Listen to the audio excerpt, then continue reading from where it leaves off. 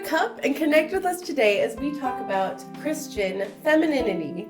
This is Mugs and Mercy. Cheers!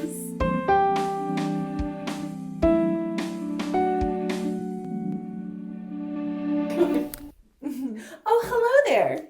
I just happened to pull out this fresh tray of baked warm cookies. Welcome. Have Fresh baked one. cookies. And you guys have one. Today we are talking about Christian femininity. That's right. But first, Christine, Marie, Ram, what is in your, I'm so sorry, what is in your mug?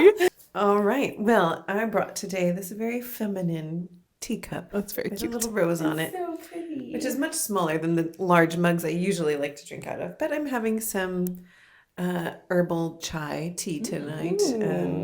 Or this morning, whenever you're listening. I'm drinking tea. Yes.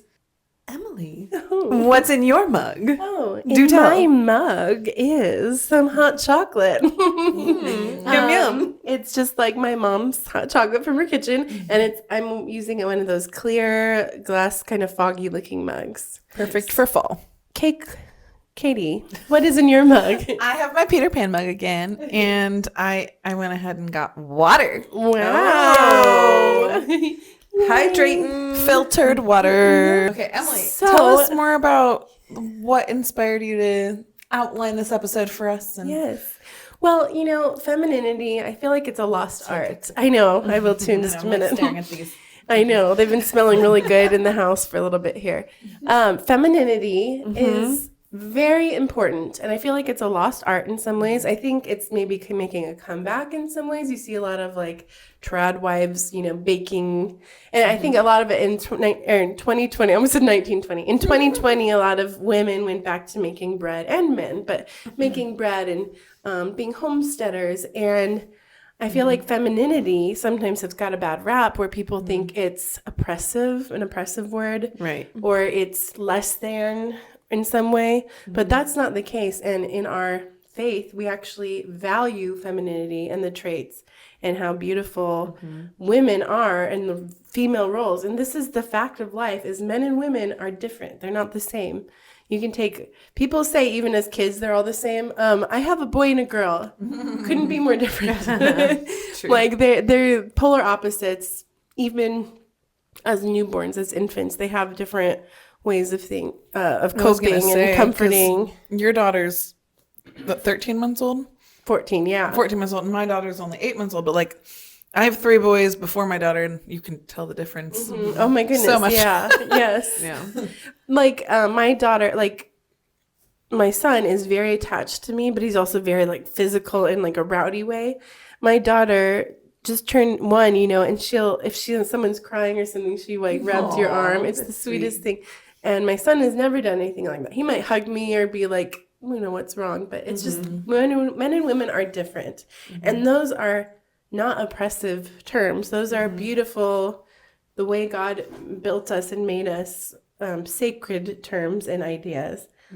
And so what are your initial thoughts? Well, I was going to say, do we have like how would we take a define cookie. femininity? What is femininity? Is it baking cookies? And cleaning and making a sandwich in the kitchen? No. And if for fun, if you're just listening, we decided to do like a 50s housewife, 1950s housewife costume. Okay. Yes. It for is fun. the end of October, so we thought we'd Yes. dress up a little. But yeah, we're in 1950s garb, and I pulled out fresh cookies that are literally fresh and warm right now. But gluten-free and low sugar. I think that's what we need to discuss. Yes, they're really good. I think that's exactly what we need to discuss, dear sister, is what is femininity? Because I would say it's female traits that aren't necessarily shared with men. Or something like that women have a little bit more of. Like, for instance, women are more, what's the word? There's a term for it. relational. Girls are more relational. Boys are more things. And relational. And so it's something that's just a little bit stronger pull on the feminine side. Well, women tend to have a better memory of relationship things. Like there's always that classic, men forget the important dates or whatever. And women tend to like know those things because they have to do with the relationships of like, you know, birthdays and anniversaries and whatever. Hopefully your husband at least knows your own anniversary and stuff, but a lot of the more detailed, nuanced ones oftentimes not, and this isn't like a overarching like thing that all men do this or all women do this, No, but because it's Gary. Like Gary remembers our anniversary better than me sometimes. I get the dates mixed up. yeah, exactly. It's not like, but it's more typical Yes, of women, exactly. I think, because it has to do with that relationship component. Yeah. Right. And like Katie and Christine and me, we've all been working wives. We've all worked before we were even married. It was never like an unsaid thing like, oh, you have to stay home with the children, you know.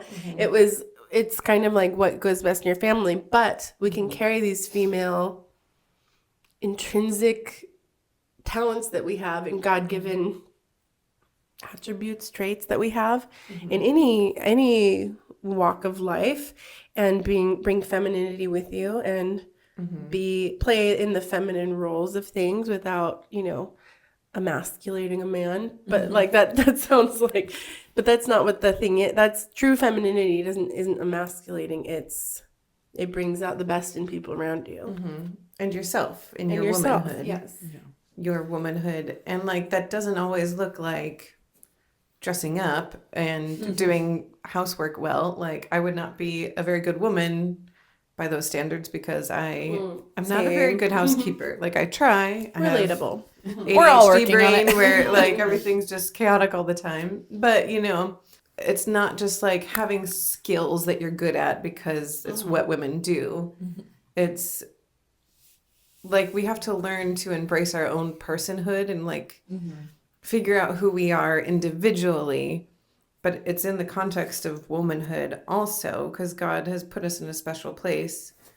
Whether you're married or a mother or single, you are still a woman in that role, in the femininity that comes through your life, you know. Like I was an administrative assistant for years, and I think that's a really good role for women because, you know, it's kind of another 1950s stereotype is like the secretary who's like, oh yes, Mr. So-and-so, we'll see you now, you know. But hey, like part of that is because like you're the person relating to people, passing on messages, figuring things out, you know, keeping track of all the tabs like we do as mothers, you know, we like keep track of everyone's birthdays and the godchildren's birthdays and like all these different things. So yeah, I did that job for years, and I think my femininity in that role was like, yeah, like you know, my boss was a man and I would help him like, connect some points, you know, with some things and kind of be like I would set up the food at our board meetings, you know. And I wasn't like offended by that. I'm like, hey, I can like contribute and, you know, make this nice and pleasant and feminine a little feminine touch, you know, like people say, oh, that needed the feminine touch. Like it does. Like there are things like just the feminine touch brings beauty into the world. You know who I love who talks about this a lot is Sally Clarkson. I love her books and podcasts, and she just talks about women as who is she? She's an I've heard the name, but for people who don't know, she's an author and speaker and podcaster. She's a Christian woman. She's not Orthodox, but she's served in ministry her whole life and talks about motherhood and womanhood a lot. Anyways, but it's always just encouraging because it's like the special role that we as women have in the world. God made us soft and tender and nurturing and loving. Like it's such a beautiful thing, you know? And as Orthodox women, then we bring to mind all the Orthodox saints that are women, the women saints, and especially the Theotokos. And Who, for anyone who maybe isn't Orthodox who's listening, she is Mary, the mother of God. Yes, Theotokos means the mother of God or God bearer. In preparing for this episode, I was thinking a lot about that, how the church, especially Orthodoxy, brings out a lot of masculine and feminine traits and roles. And you can look at that however you want, but if you let it, it's a beautiful formula. And if you think about it, all these young men are coming into the church right now because they're looking for some sort of belonging or purpose. You know, we don't have like, we have it pretty easy in this world right now as Americans. And so people need something that gives them purpose and drive. And I think they're finding it in Orthodoxy. However, who's the biggest icon in nearly every church that you see when you walk in? It's behind the altar. It's the Theotokos with little Jesus. And I heard a homily from one of our priests, St. Barnabas, I believe, that was saying that's because we as humans, all of humankind, look at her as the ideal of what it is to be Christian.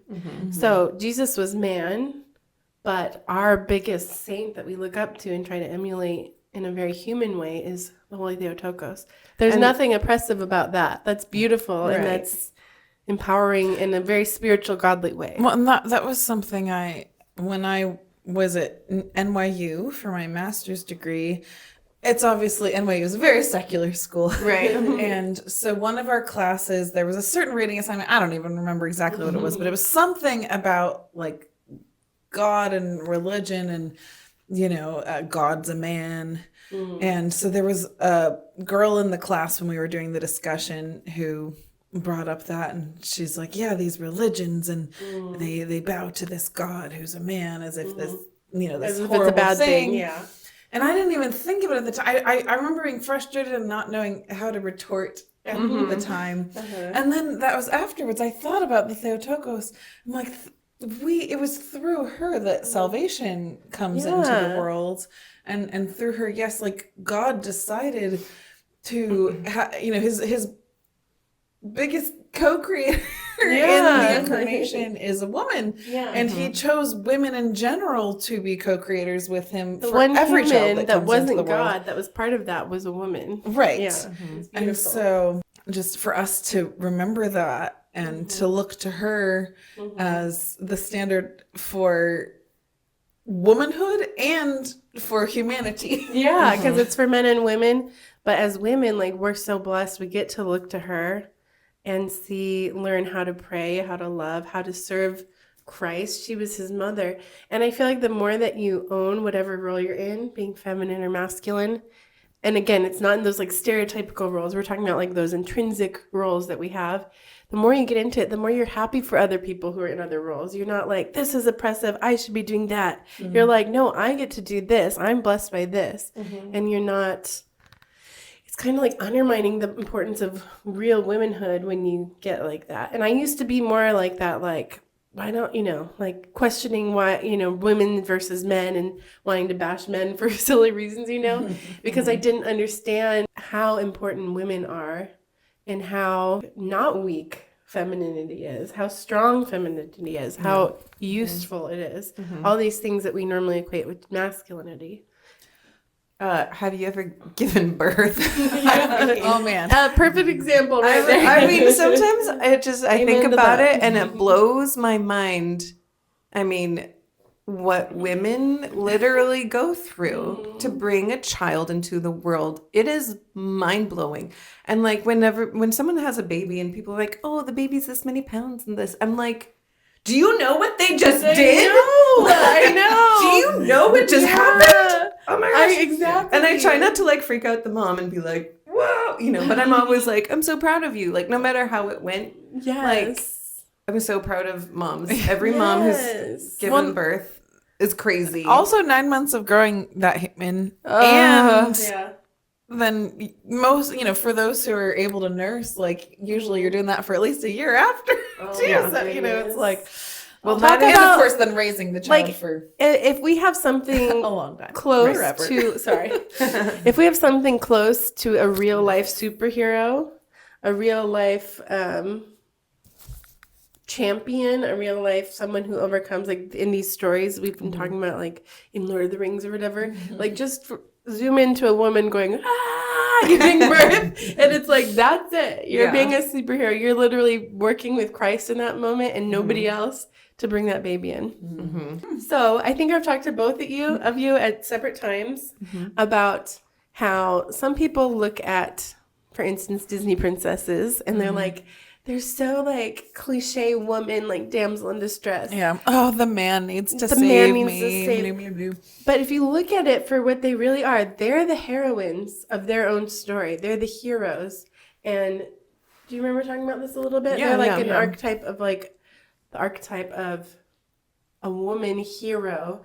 And it's when, like, for instance, Snow White's kindness and talking to the animals, that's not a weakness. That's a like a Right. power she has. I want that superpower to I talk to know. animals. I'm like, it is in my living room. And none of them just like, oh, I'll just do whatever you say to the man. Like they have morals and standards. Yeah.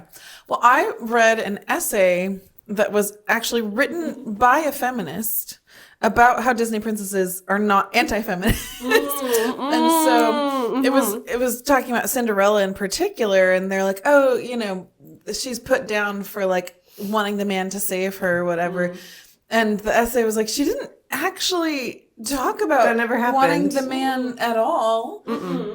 She just was kind to all the animals. She took the emotional abuse with grace and just That's strength. That's real right. strength. Yeah, she's, you know, has years and years of this emotional abuse and just still has this kindness, still has this good heart. And it's through that she is chosen by the fairy godmother to have this magical thing happen. And it's through this beauty she has inside and out that the prince is attracted to her. And she didn't even go with that intention. She just wanted one night away from just crazy, horrible people.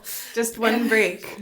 And the fact that you could take Don't we all want? Yes, one yes, night? I know. That's why we're here tonight. Yes. But in like, I like Beauty and the Beast. A lot of people think that's misogynistic and stuff, but it's a magnified story of a man and woman coming together in some ways, because men, what makes them strong is that they are dangerous, right? Men can be dangerous, but taming it is what makes them real men and really strong. Have you heard this before, kind of, about this?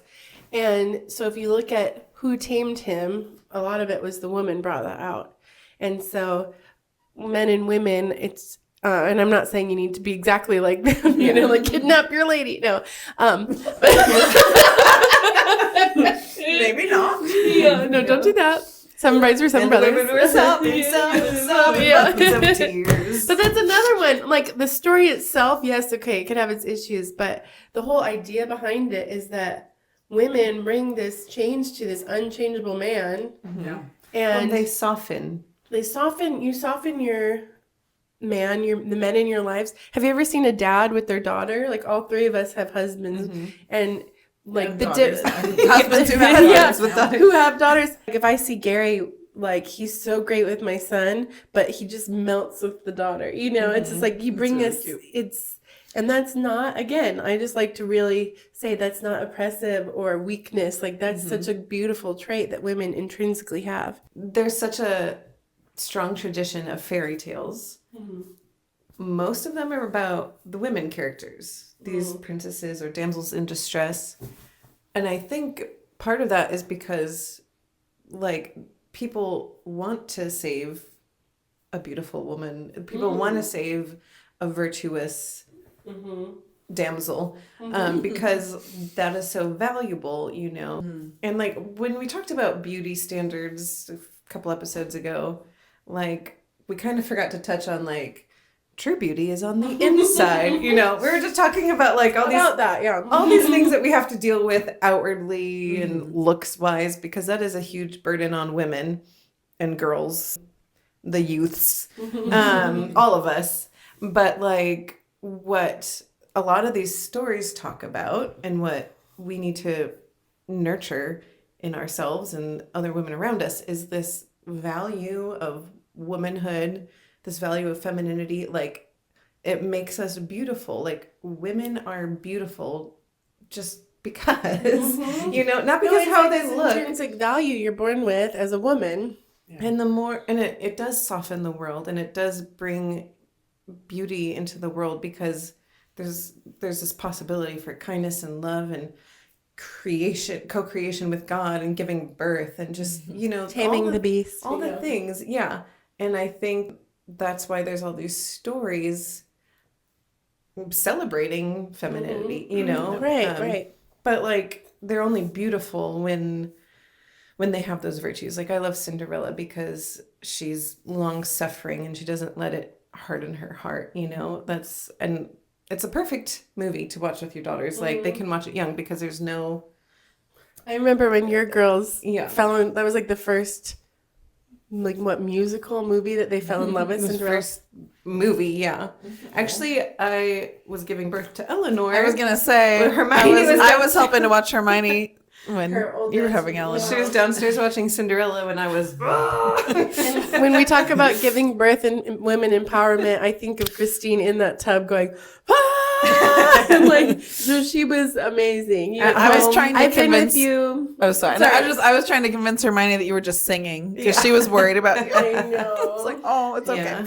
Well, I had never experienced. I've been blessed to see Christine 2 out of the 3 give birth 2 out of 3 times, Yeah. and it was really amazing. And again, like when you had your first child, and everyone's like, "Oh, the baby," I was just like looking at Christine like with tears in my eyes, like, my goodness, what did she just go through? Like that was so intense, and all of a sudden there's another person in the room, and Yeah. it's mind blowing, and just to witness that unmedicated, I might add, was insane. Yeah. I was like, I remember my knees and like shaking, just like, oh my goodness, and Christine just like sweating, and I'm like, this is like true heroing. Yeah. It's harrowing. So, ladies, I have a question because we're talking about a lot of feminine traits. What about a girl who's born who's a tomboy and doesn't want to who it's not on her mind to be like, I want to be a mommy and play with dolls and Barbies. I want to go, play basketball and stuff. What are your thoughts of that pertaining to like natural femininity? Basketball. And I know, and you've been a teacher, and I've worked with kids. There's a lot of tomboy girls out there that aren't like the classic like dainty princess girl. Well, as we've been talking about how amazing and strong women are in femininity, I taught at a Catholic school, an all-girls Catholic school run by Catholic sisters for the past 4 years until recently when we moved down here. And so I saw the strength of women running the show and all the students who are amazing. But absolutely, there's some students and even teachers, who maybe don't outwardly show the more, quote, traditional feminine things we're talking about. But I think there's still a beauty to whatever their expression is of femininity, that it doesn't have to be the kind of traditional sense. We're all women. I think it's okay to enjoy other you can be a really great athlete or not, and I'm not one who like wears a ton of makeup and says this is more than I normally wear for sure. And so I don't necessarily express my femininity in that way, and I don't think that makes me any less womanly. No. I have on Gary's side of the family a family member who is a young girl, and through high school, she is a Christian, absolutely stunning. She played tackle football on the all-male team, and she was the only woman, and she was like petite but like strong, super strong. In her picture, and she did a lot of musical theater, and she was amazing, like starring in a lot of them. Super feminine, and yet loved to like go out and tackle. And she was like really good, apparently, from what I've heard, at like tackling because they wouldn't expect it. And she was like little, so she could like knock them over certain ways and stuff. But I like love that story that it's like you don't have to like be the little woman on the sideline cheering. No. You can be in the action if you want. You can do those things. I have friends who are like firefighters, females, who are doctors, who are bosses, all these roles, but there's just something different about them compared to their male counterparts. Yeah. I was going to say that we are also living in a specific time and culture that has a certain idea of femininity, how that looks and how that behaves, But if you like think back over time, like go way back before there was makeup, before there was, when people lived in villages or were hunters and gatherers, no one was going to be like, well, she's more feminine than her because this one doesn't. The dates she spread on her cheeks. Like, I don't know. But like, I think that a lot of these ideas are very modern and kind of makes like trying to observe femininity a little more complicated, because the women who don't have that, like, there's like, sometimes you have a natural knack for certain things that are deemed feminine, and sometimes you don't. Like, I love to bake. I'm a terrible cook. I get by. You know, I am very low key with like hair and dressing, and I clean up nicely, you know, but like, I think kind of sometimes, whatever, you know, I'm not trying to be. We concur. But like, you know, there's some skill there that not everybody has. And it doesn't make you more or less feminine. And there's some like things that you're drawn to. Yeah. Like some people like girly, flowery decorations. And some people like bold colors and, you know, whatever. So it's not like, that's just personal expression. It's not necessarily how feminine you are. Because like, if you're a woman, you have femininity.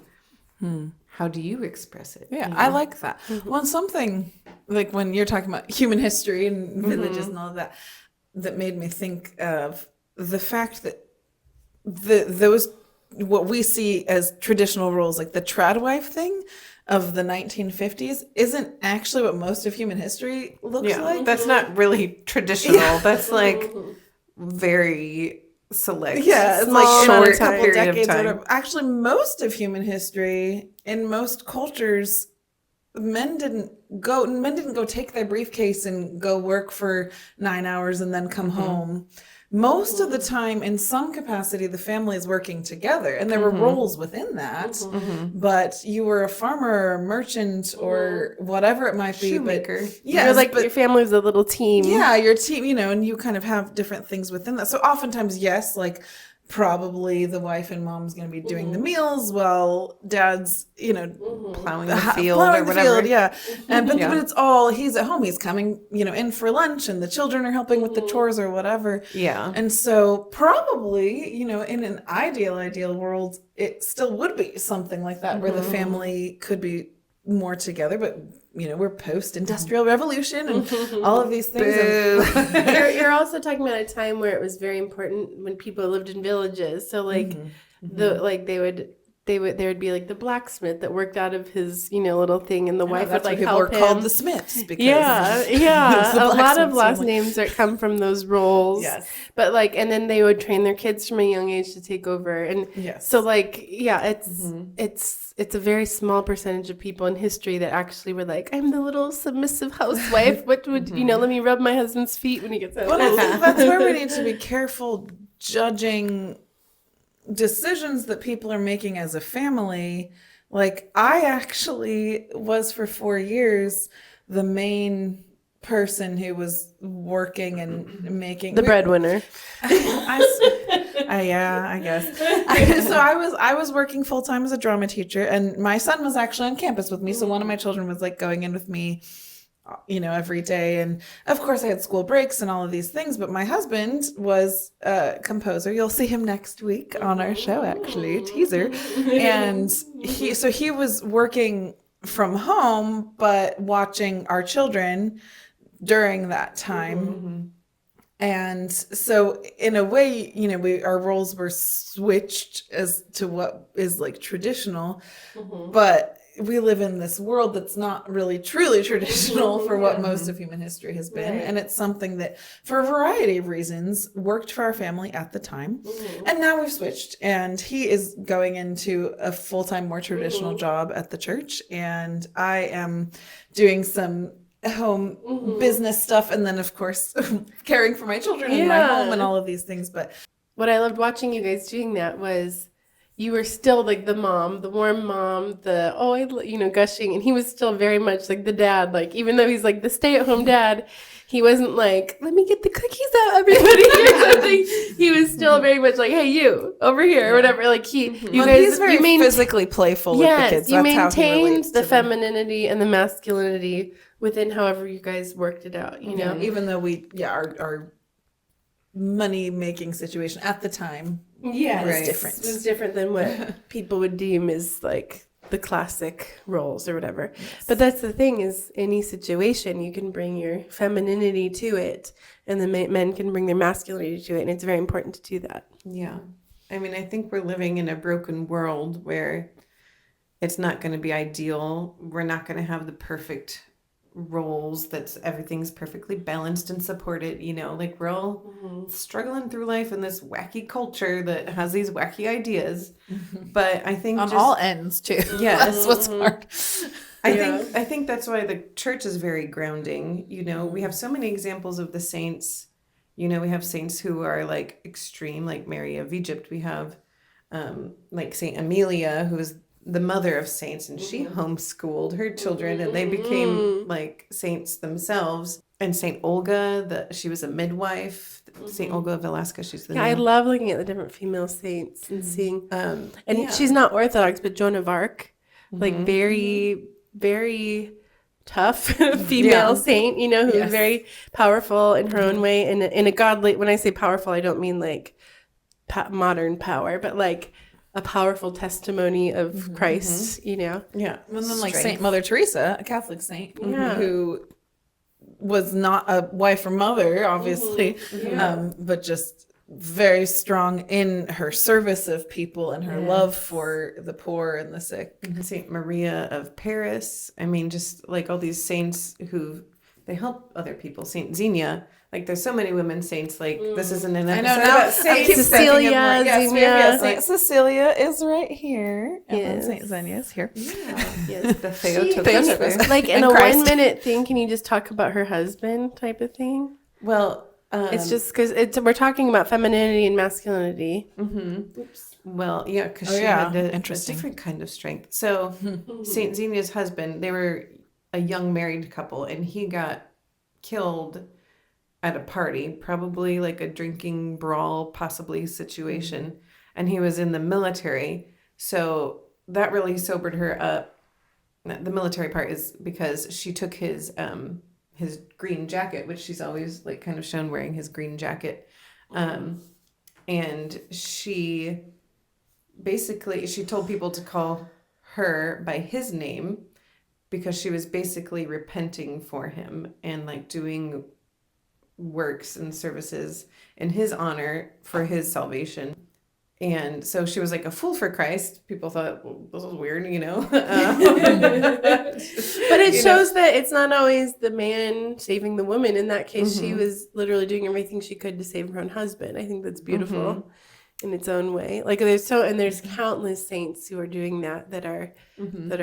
Well, Saint Cecilia saved her husband too. Oh, really? Do you want to give like a? Yeah, I'll give a brief. Okay, Here we go. Cecilia. Yeah. Her daughter is Cecilia. partially named after my Saint daughter. Cecilia. Yeah, Cassiani, who's a hymnographer saint, but then Cecilia is her We middle should have name, a so saints episode. we We just should. talk about our favorite Absolutely. saints. Yeah. Let us know your favorite saints. Down below. So Saint Cecilia is a patron of music and fine arts. But the story is, so it was in the Roman Empire before Christianity was legalized, and she had decided to devote her life to Christ and promised that she would stay chaste. But her parents, who were noble Roman citizens, betrothed her to Valerian, was the name. And so she goes ahead and goes through with the wedding because she was kind of forced to. But it's their wedding night, and she basically was like, listen, I know you can't see him, but my guardian angel's right there. And if you try any funny business, he's going to kill you. So don't. And Valerian believed her, and he actually then gave his life to Christ, and then he could see the angel too. Wow. And so they both ended up being martyred. Wow.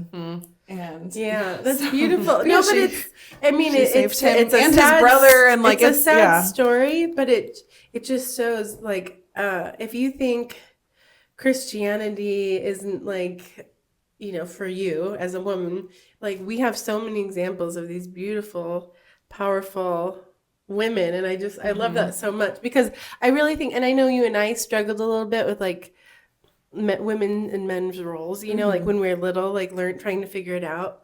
Yeah. And I'm I not feel gonna like, promise I never struggle still. no, exactly. I have my moments. Yes, yes. But this episode is actually helping me. Yeah, it's like in our own roles, we get to be everything God wants us to be, and that's enough, And to find joy in that and thanksgiving in it instead of comparing it. And Like earlier I was saying like the more feminine you are and happy you are, the more you're happy for other people to have their roles. It's kind of like that in any aspect of life. Like the more I'm happy just being the cousin and the sister, the more I'm happy for you to be who you were called to be. Does that make sense? Like the more I step into my own role, the more I'm just at peace with everything, And then you can also respect like your husband's role or like the masculine side of things too, like mutual respect. I did want to touch on masculinity because that's also a topic. It's kind of a hot button topic where people say it can be toxic or unnecessary, or we should be living in a matriarchy. And people act like men and women have been at odds all the way up until now, and that's just not the case. A false dichotomy. It doesn't have to be one or the other. And thank God for men who can do roles that I don't want to do and who can be men and feel like, like if someone, and then again, this is just like our family, but if I hear something rustling in the bushes outside, I'm not going to be like, I got this, I'm going to be like, Gary, I'm a or strong there's woman. even like a spider or something. Like I like being able, and not every woman, like some women are empowered to do that and you do that. But it's like, I'm very thankful for men because almost every man that we know, at least in our family, would be willing to lay down his life for any of the women in his world, Well, I mean, biblically, husbands are called to do that, to be willing and to lay down their lives as Christ did. And I think they do that in so many ways and various sacrifices for the family. Yeah. I mean, you obviously hope that never literally takes place that they'd have to, but I know my husband would sacrifice himself for me and my children if it came to it. And, but on the other end, like with the male task, I know. I was just thinking about these men and how much they would, like, that's like the epitome of a true man, like being what Jesus was, laying down your life for someone. And that's, when he also, witnessed me. So I had your husband. My husband. We talked about birth early in this episode. So I had a C-section with the twins, which is painful and warrior-esque in its own way. Then I had a VBAC. She had 2 babies at once. I That's did. crazy. Yes. Talk about And that was woman, after an attempt at labor. And, so I went through labor and then we did a C-section, which was not fun. But so then my last pregnancy, I did have a VBAC. And so he witnessed me through both types of birth. And just that like love and support and honor that he gives me for like doing that, for bringing our children into the world. Like it's, your husband, it's beautiful. It's wonderful. It is, and these strong men get to witness this strength, and I'm talking about like Jesus and your husband get to witness this beautiful strength that a woman has, and there's something so neat about that like relationship, That's the thing is that you can take this strong burly man like my husband who's very masculine and not, he would be the one who'd go out and get the guy with, in the bushes or whatever. But when I was in labor, he's like, are you okay? Like he like, that's like not his territory. And he's like very like in awe, like of that and like what a woman goes through. And it's kind of neat to see the strengths play out in that way. Yeah. So what are some traits really quick that you think are like intrinsic to being woman? I'll start. I think being sympathetic Yeah. to people, I think it doesn't come as easily to at least a lot of the guys I know. But I think that because we're meant to have children, or we're designed to have children, and so we're naturally like, oh, look at that poor person, my heart, What traits do you guys come to mind? So love, I know, is very like a generic thing, but that was one of the things that in my premarital counseling, our priest told us, like, oh, why doesn't it tell the woman to love the man? It says men love or husbands love your wives. And he's like, well, it's because like it goes without saying, like women, it comes Already do. so naturally to have that like nurturing kind of love, and men need it to be like more explicitly stated. Not that they wouldn't love their wives anyway, hopefully, but No, it's true. Yeah, I've heard that too. Something similar. yeah. I would say the relationality.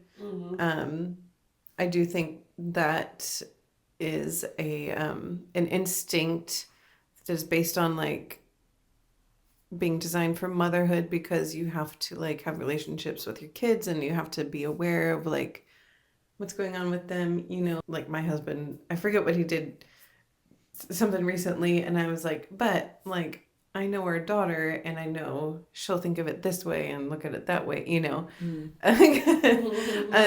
that he couldn't think of that if he tried, but just like just this kind of instinctive understanding of relationships and understanding. Yeah, it's sympathy and empathy too.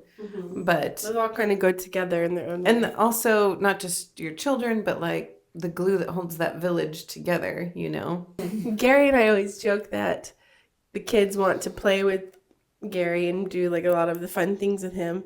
But if they're hurt or going to bed, they want mama, but like, not to say that sometimes they don't run to him if they need comforting or want me to, or I like literally I was wrestling with my 4-year-old today because he was like, wrestle with me. And finally I just, tickle fight. But it comes more naturally, and I think that's a beautiful thing. So now it's the time to talk about our goals. Katie, would you like to start us off and remind us? Well, I'm doing the Whole30 diet. And while these are healthier cookies than they could be, Gluten-free, sugar-free. I did just break it. So I'm gonna start again tomorrow. Start afresh. I've been doing pretty good overall. Yeah. You But pick yourself up by the bootstraps. These are real good. That's what women do, right? They are really good. All right, Emily. Thank you, Christine. How's your goal? My goal is to get the house in order, and I'm struggling right now. We've been really sick, and we traveled out of town a couple weeks ago, but we're working on it, and I will get back to you next week to see how much progress I can make. I'm excited to see. Okay, Christine, how's your goal? My goal is to pick things up off the floor. It sounds silly, No, but it's like, a good like. It's a good goal. That's a I know. good goal. I might steal that one for. it's a next mental round. shift. Instead of like seeing it and going, I need to pick that up, and not doing it, it's like there's something on the floor that doesn't belong there. I need to get it now. Just kind of adding that extra accountability to myself. I think it's working. I've been doing pretty good. It's been pretty easy in the kitchen and a little less easy in the jungle of under the kitchen table. But I've been doing it. So sometimes I'm like, I'll get that in a minute. There's too many chairs in the way. But I do it. So Good. Yay. Yay. Okay, appreciations. I am thankful for my mom. My mom is with her mom right now, and which is a couple states over, and she's taking care of her because we call her mama. Her health is declining a little bit. She's 92, and my mom, a lot of it. Yeah, it's been rough, but she's like stepping into this role of taking care of her mom, and those feminine attributes are coming through, and I'm just really proud of her and thankful for her to be kind of stepping up for my grandma in this rough period of time. Well, I'm going to write on your coattails or whatever. I'm going to say that I'm thankful for Mama Bacon, for our grandmother, who, she might be in her last days or weeks right now. Yeah, so she lived through the 50s, and I don't know when she was having kids, but she was a housewife 50s and 60s. around that time. And she she's just a lovely woman, but she's like just I don't know. I'm sorry, I'm not saying very much. What I love She's about like a no nonsense person kind of too. yeah, what I love about Mama Bacon is she has those feminine qualities, but it's not all girly. She would always wear lipstick. She always wore And lipstick. earrings like to nice events. I'm just really grateful for Mama Bacon because she's just been this figure in our lives for so long. She's been this strong woman very quietly. Has a very quiet strength, and she, would have like lipstick on all the time. And it was kind of her signature, but she wasn't like, but with like her trousers, and made like very simple home cooked meals. Like she would make home cooked meals, but they weren't extravagant, but just that love and warmth that she would put into things. She just like embraced her role and did it her way. And she was just there for us, and not one of those people who are salt of the earth, and they're not like, hey, look at me, and like not even like I'm a woman or like I'm a strong woman, just representing, and those are the people that you end up being really thankful for. I don't know, you're thankful for everyone, but I didn't know we were talking about Mama Bacon right now so much, but yeah, talk about in a love story, her and Papa, we called Mom and Papa, beautiful like ideals of masculine and femininity together, but not in like the typical sense. I love looking at pictures of her from like the 50s, and she was so like cute, but in her own way. Because we've been talking so much about motherhood and such, I'll say my mom. She's cool. She is. Mom, if you're watching, how'd we do? She's a television person, so she gives us feedback on our growth for the Lighting podcast. and angles. Yes. She knows all the stuff. But yeah, I mean, she's always been there. Like she decided Saint Martha as her patron saint because she like relates to that feeling of like I have to be there and do everything for everyone, and she's always doing that for us, and we're very grateful. We're always calling her a Martha too, because we're like, you're being a Martha. Not like the weird Handmaid's Tale way, like just No. Yeah. Like like Saint Martha serving the people, and Yes. yeah. She has In a the background doing all a this servant's heart, and yes, and very much making sure everything happens that need to happen with people getting food and hospitality, and And we're like, sit down and rest, because she'll just keep going. But yeah. Oh, that's good. All right. Well, thank you, ladies, for your input. Good talk. And this has been another episode of Mugs and Mercy. Cheers.